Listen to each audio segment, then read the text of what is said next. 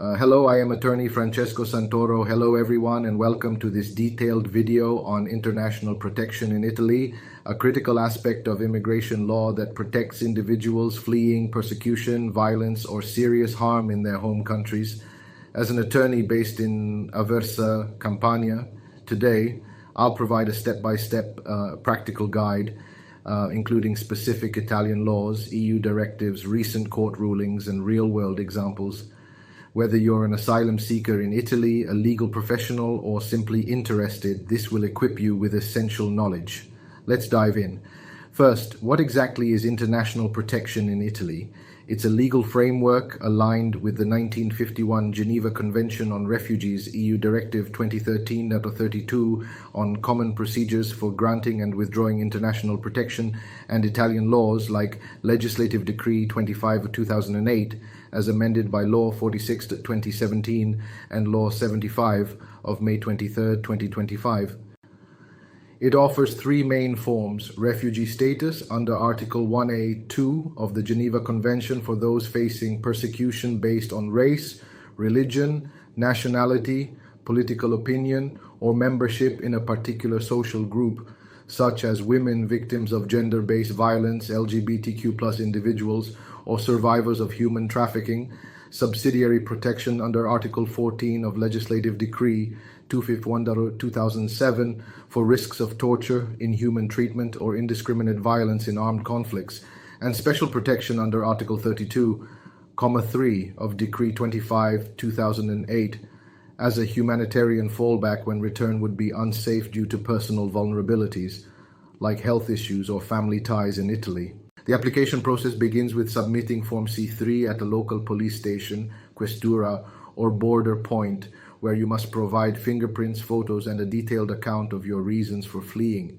Your case is then assigned to a Territorial Commission under the Ministry of Interior, which conducts an interview within 30 days for standard procedures or 7 days for accelerated ones, often with an interpreter and cultural mediator, crucial for vulnerable applicants like trafficking victims who may struggle with trauma-induced inconsistencies.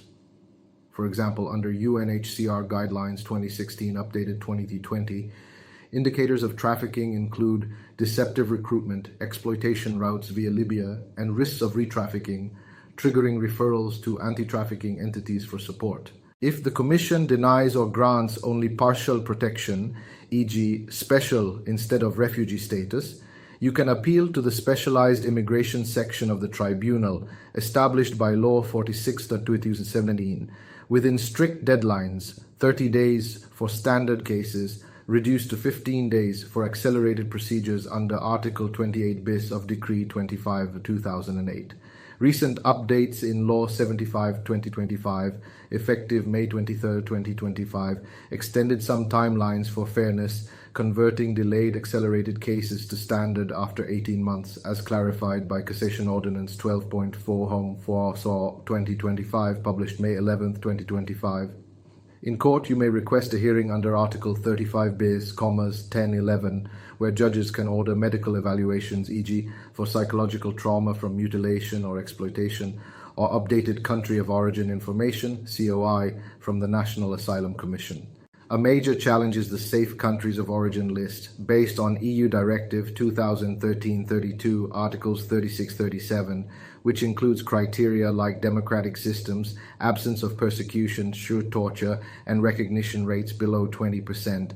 Italy's list, updated via Decree 145/2024, triggers accelerated procedures, shifting the burden to prove personal risks. However, the European Court of Justice ruling in case C-406/22, October 4, 2024, ruled that a country like Moldova can't be safe if broad exclusions apply, e.g. territories like Transnistria or groups like LGBTQ+, albinos, HIV-positive individuals, trafficking victims, journalists, or gender-based persecution survivors.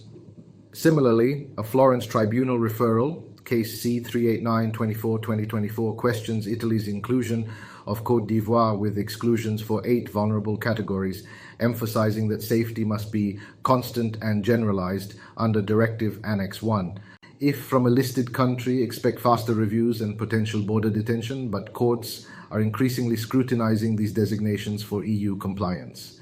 For vulnerable groups, especially human trafficking victims under the Palermo Protocol 2000 and EU Directive 2011-36 implemented in Italy via Decree 24/2014, protection is vital. Indicators include recruitment via deception, exploitation in transit, e.g. sexual abuse in Libyan camps, and re-trafficking risks upon return. UNHCR guidelines stress compelling reasons for refugee status even without immediate future risk due to lasting psychological effects or stigma, e.g. Nigerian women labeled Agan, meaning useless, after exploitation.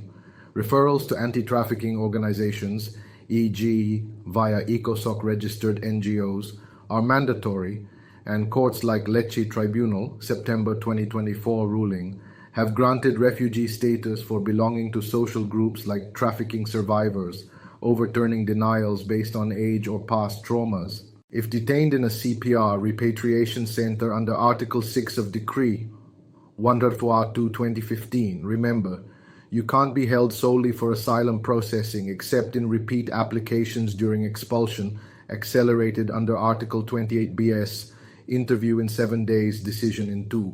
Violations convert to standard procedures, excluding minors and vulnerables. For example, Caltanissetta CPR often uses video interviews, but timeline breaches, e.g. over 9 days, invalidate acceleration. In conclusion, international protection in Italy is complex but essential for safety, backed by laws like Decree 25/2008, updated by Law 75/2025, and EU rulings ensuring fair processes. Key tips: act quickly on deadlines, e.g. 30 days appeal. Gather evidence like medical reports or COI and consult a specialist early.